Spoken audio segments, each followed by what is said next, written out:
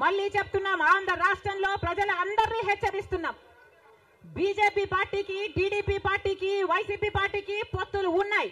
అవి మన కంటికి కనిపించినా కనిపించకపోయినా పొత్తులు ఉన్నాయి. గత 5 సంవత్సరాలుగా చూశాం. టీడీపీ ఎంపీలైనా, వైసీపీ ఎంపీలైనా బీజేపీకే మద్దతు ఇచ్చాయి. ప్రతి అంశంలో వాళ్ళ పక్కన నిలబడ్డారు. ఆఖరికి మణిపూర్ అంశంతో సహా బీజేపీ పార్టీకి తెలుగుదేశం పార్టీ, వైసీపీ పార్టీ మద్దతు ఇచ్చిన మాట వాస్తవం. మళ్ళీ ఆంధ్ర రాష్ట్ర ప్రజలు వైసీపీకి ఓటేసినా అది బీజేపీకే పడుతుంది. మళ్ళీ ఆంధ్ర రాష్ట్రంలో టీడీపీకి ఓటేసినా అది మళ్ళీ బీజేపీకే పడుతుంది. వీళ్ళిద్దరూ కలిసి బీజేపీని బలపరుస్తున్నారు తప్ప ఆంధ్ర రాష్ట్ర ప్రజల మేలు కోసం ఆలోచన చేయడం లేదు. ఆంధ్ర రాష్ట్ర ప్రజల ప్రయోజనాల కోసం ఆలోచన చేయడం లేదు. స్వలాభం కోసం ఆంధ్ర రాష్ట్ర ప్రజలను తాకట్టు పెట్టారు అన్నది వాస్తవం. మరి ఇంత అప్పులు చేశారే, ఇన్ని డబ్బులు తెచ్చారే, మరి రాష్ట్రంలో ఏదైనా అభివృద్ధి జరిగిందా అని భూతద్దం పెట్టి చూసినా ఎక్కడా కనిపించదు. రాజధాని ఉందా? రాజధాని కట్టగలిగారా? రాజధాని కట్టడానికి డబ్బులు లేవు.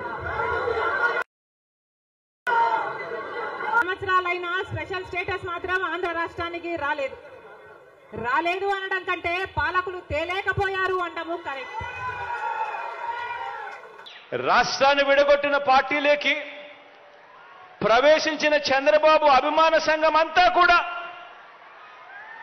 చంద్రబాబును జాకీ పెట్టి ఎత్తేందుకు కష్టపడుతూ ఉన్న ఇంకొంతమంది స్టార్ క్యాంపెయినర్లు, వీళ్ళంతా కూడా చంద్రబాబు నాయుడు గారికి తోడుగా ఉన్నారు. బీజేపీలో తాత్కాలికంగా తలదాచుకున్న, అది కూడా చంద్రబాబు ప్రయోజనాల కోసం తలదాచుకున్న పసుపు కమలాలన్నీ కూడా బాబుకు ఇంకొంతమంది స్టార్ క్యాంపెయినర్లుగా కూడా వాళ్ళంతా కూడా ఉన్నారు. ఇంకా బాబుకు వీళ్ళే కాదు, ఇంకా స్టార్ క్యాంపెయినర్లు కూడా బాబుకున్నారు.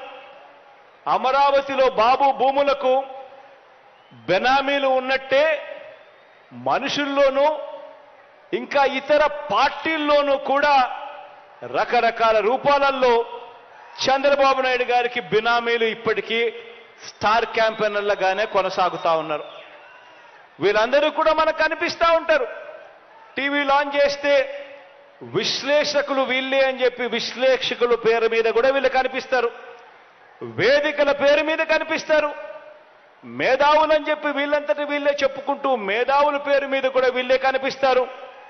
రకరకాల స్టార్ క్యాంపెయినర్లు బాబు కోసం వీళ్ళందరూ కూడా పనిచేస్తారు.